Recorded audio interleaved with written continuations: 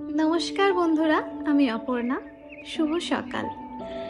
এখন হয়তো সকাল 5:30-6টা বাজবে।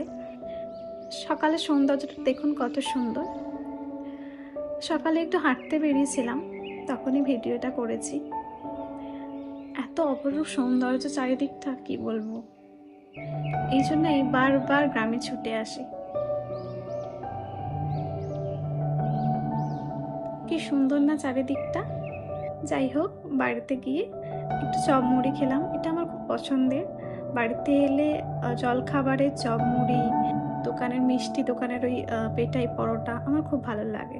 তারপর ফ্রেশ হয়ে স্নান করে রেডি হচ্ছিলাম, মন্দিরে যাব। আমাদের এখানে উলুবেড়িয়া কালী মন্দির আছে, ওখানেই যাব মায়ের দর্শন করতে। গোলাপ জল দিয়ে একটু ফ্রেশটা টোনিং করে নিলাম। তারপরে সেটাফিলের এই ময়শ্চারাইজারটা ইউজ করে একটু সানস্ক্রিন লাগিয়ে দিলাম, যেহেতু দিনের বেলা। সেভাবে সাজি না, একটু ঠোঁটে লিপ গ্লস আর হালকা একটু কাজল দিয়েছিলাম। মন্দিরে চলে এলাম অনেক দিন পর, প্রায় 1 বছর পর আবার এই জায়গায়। এখানে এসে মন্দিরে মায়ের সামনে বসে থাকতে যে এত ভালো লাগে, কি বলবো। যেহেতু সামনে পুজো, তাই এইভাবে প্যান্ডেল করা হয়েছে, তাই ভালোভাবে দেখা যাচ্ছে না। দেখুন কত মানুষ বসে আছে। এটা হলো দুর্গা মন্দির। এখানেই মায়ের পুজো হয়, দুর্গা পূজা হয়। তো মায়ের মূর্তি হয়ে গেছে, কিন্তু ঢাকা আছে।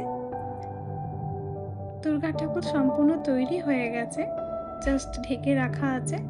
পুজোর সময় খোলা হবে। এরপর দেখুন আমাদের মায়ের দর্শন করুন।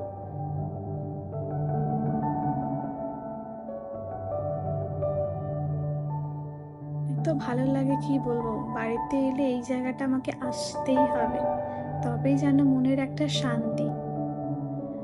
এটা হলো গঙ্গার পাড়, ওই যে মন্দির দেখা যাচ্ছে। এখানে আমরা কলেজে যখন পড়তাম কত এসেছি, কত সময় কাটিয়েছি, বলে বোঝানো যাবে না। এই দেখুন গঙ্গা, এই গঙ্গার পাড়ে বসে থাকতাম কলেজ শেষ হলে। অপূর্ব সৌন্দর্য। এখানে এলে অনেক স্মৃতি চোখের সামনে ভেসে ওঠে। এত সুন্দর সুন্দর মুহূর্ত এখানে কেটেছে, বলে বোঝানো যাবে না। এখানে যতই আসি ততই যেন মনে হয় অনেক কম, যেন বারবার আসে। আমি আমার বান্ধবী গিয়েছিলাম, আমরা একটু আইসক্রিম খেয়েছি, তারপর একটু রেস্টুরেন্টে গেছিলাম একটু হালকা খাবার খাওয়ার জন্য। ও বিরিয়ানি অর্ডার করেছিল, আমি খাই না, আমি তাই লস্যি খেয়েছি। যাই হোক, ভিডিওটা ভালো লাগলে পাশে থাকবেন, লাইক কমেন্ট